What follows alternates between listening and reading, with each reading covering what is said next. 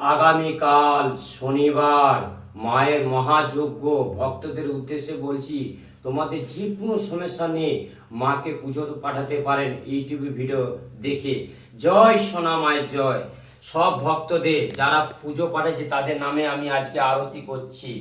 ওনারা ভালো থাকে। মাগো, তোমার কাছে আজকে আমি ভিক্ষা চাইছি, আমার ভক্তরা যেমন ভালো থাকে। জয় সোনা মায়ের জয়।